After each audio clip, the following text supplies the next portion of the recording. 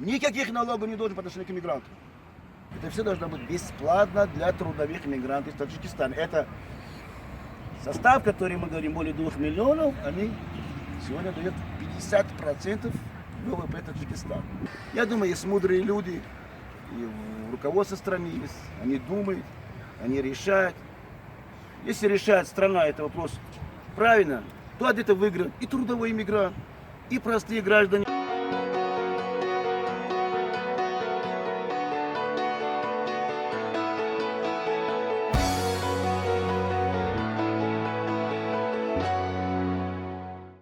Роматака, вот такой вот вопрос. Как ударит под нашим трудовым мигрантам вот это повышение цен на интернет? Смогут ли они с такими ценами общаться со своими близкими и родственниками?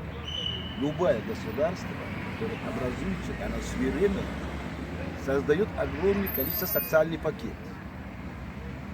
Мы знаем, что в Таджикистане, в частной республике СНГ, подобных социальных пакетов нужных людей отсутствует. Мы знаем, что Таджикистан страна, которая именно на сегодняшний день занимает первое место в мире на уровне населения по, соответственно, экспорту своих граждан в миграции. Скорее всего, посидели, посчитали в собственных кабинетах подобие министров, которые читают иногда книга Нисо или Одина. Они посчитали, что эти деньги можно зарабатывать, поскольку, значит, с каждой семьи по 2, по 3, по 4 человека находятся в Российской Федерации. Они в таких суровых климатах, вот что-то они зарабатывают, надо с них содрать. Вы обратите внимание, если они хотят подобные, значит, ввести формулу, зарабатывать деньги за 1 гигабайт, это почти ничего. Общение с людьми будет абсолютно, с трудностями, но все равно таджик будет платить и на себя, и будет платить, соответственно, на члены своей семьи, которые они, может быть, там, часть из них студенты, или больная мама, хочет он общаться. Это все должно быть бесплатно для трудовых иммигрантов из Таджикистана. Это состав, который мы говорим, более 2 миллионов, они сегодня дают 50% ВВП Таджикистана. Ни разу об этом не говорю. И продолжаю. Молчание парламентариев Таджикистана, это еще раз говорю, что они далек от собственного народа. Эти люди, которые приняли закон в пользу себя, они настаивают, чтобы эти деньги были собраны. Для чего и с какие цели неизвестно. Давайте мы будем говорить о глобальном. Эти люди, которые есть сегодня, посмотрите на социальных положениях в Таджикистане. Когда мешок муки стоит 180-200 самолетов. Что должен делать мигрант в таком случае? Скорее всего, они будут стараться идти к Путину, к Кремлю, там, Госдуму, ускорили принятие им гражданства, чтобы забрали свои члены семьи и все остальные. Когда мы теряем своих граждан, останемся практически без молодежи. Мы знаем положение в России сегодня, когда каждый мигрант просит, когда нас будут защищать, когда будут уполномоченные здесь приедут, нас будут помогать, когда власти не Таджикистан приедет меры, которые устраивают будут в первую очередь трудовые мигранты, которые пользу приносят. Люди хотят заводы, фабрики, люди хотят возвращаться назад. Давай мы их возвратим, давайте к ним пойдем навстречу. Они же электорат, они имеют голоса. Впереди предвыборной кампании в 2020 году. Наша задача заключается в этом, чтобы совместно с нынешним властью разрабатывать такую же концепцию, механизм, чтобы сегодня не возмущал в первую очередь трудовой мигрант. Вот, понимаете, он уезжает сейчас. Цены на самолет, больше всех стран СНГ. Дальше автобусы, все брошены, все дети плачут. Брошены в районе Челябинска, брошены в Казахстане же. Они же хотят, кто у нас в конце концов ответит на такие, значит, поступки. Поэтому сегодняшний интернет, если примет они, а уж скорее всего, потому что я сегодня посчитал, они уже настаивают на это дело, придется обратно, пока, на какое-то определенное время, пока не привезут свои семьи в разных странах мира, придется того-то трудового мигранта платить. То есть получается, вот, 1 миллион человек, которые звонят 3 миллионам, по цифрам можно сказать, в Таджикистан, должны будут все равно платить. В стране есть избранный президент. Он должен вникать в этих нюансах. Первоначально в прошлом году, вы знаете, происходило, что сим-карты, люди стали в очередами поменяли сим-карты хотели. Потом, хорошо, что президент остановил это дело. Сейчас пошло второй, соответственно, этап.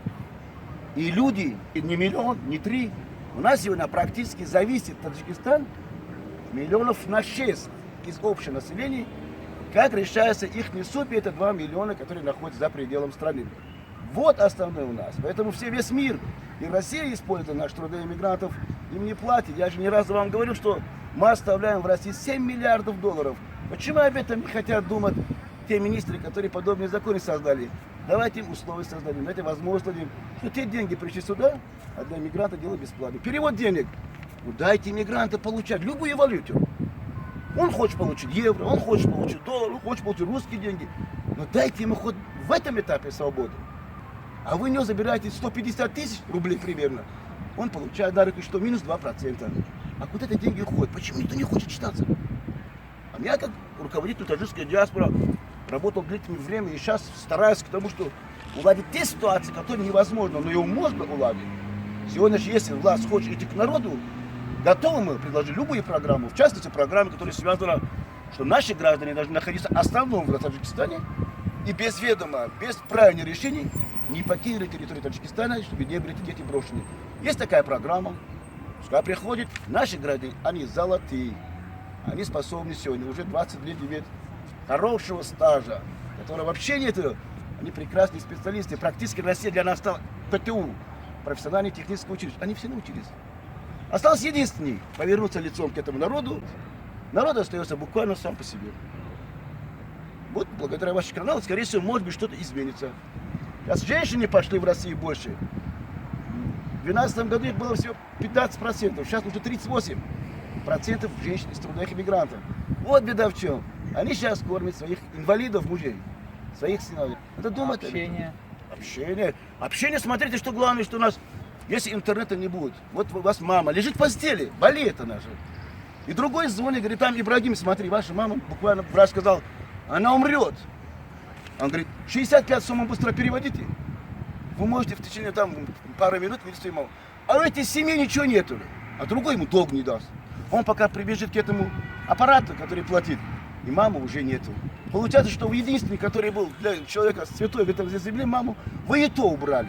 Общение перед смертью. Вообще, если вот вы говорите, женщины там работают, они же со своими детьми, которые здесь остаются, должны постоянно общаться. Таджикистан, еще раз говорю, и сейчас, и на будущем, если хоть один мигрант находится за пределами, даже он, когда будет информация в банк перевел деньги, они знают, дело безлимитное.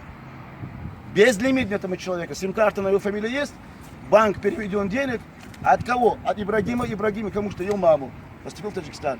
Никаких налогов не должен по отношению к мигранту. А сейчас смотри, что нет, будет мигранты платить за все. За авиакомпании, за строительство миллионных домов, за медицину, покупать будут медикаменты здесь, цену поднимаем. Почему мигрант? Ну дайте тогда хоть 50% представителей мигрантов, чтобы они сидели в Маджлисе Оли. Чем боимся? В мир уже меняется в наши глаза. Посмотреть на Украину. Комик стал уже практически президентом. Потому что он хочет правду говорить народу. Изменения есть в любой стране мира. Мы не можем вечно. Мы и так говорили 70 лет, да здравствует Ленин, потом Сталин. И что, страну нету? Сейчас никто не вспоминает. Поэтому есть даже диалог народа. Народ решение принимает, приходят одни и уходят с хорошими намерениями, без плохих, соответственно, своей программы. Сколько сильно ударит по обычному мигранту невозможность общаться на чужбине, находясь с близким родственником? Ну, 1 800 000 трудовых мигрантов, имеющие по 3. Соответственно, на иждивение они будут страдать. Они будут страдать, потому что подобные цены, которые установлены по линии интернета в Таджикистане, это есть трудовые мигранты. Потому что там, если трудовой мигрант, здесь члены семьи, они однозначно нигде не работают. Многие из них, может быть, живут на квартирах, не имеют даже участок. Поэтому пострадавшие в основном будут те люди, которые и так являются пострадавшими, выехали в других стран зарабатывать, сели, значит, прокормить свои члены семьи, но он будет тратить больше на интернет. Я думаю, есть мудрые люди, и в руководстве страны есть, они думают, они решают. Если решает страна этот вопрос правильно, то от этого выиграют и трудовой иммигрант, и простые граждане, и, соответственно, выиграет общество, которое мы так хотим, чтобы укрепилось со всех сторон. В Таджикистане был всегда мир и процветание. Большое спасибо, Роман. Газор Роман.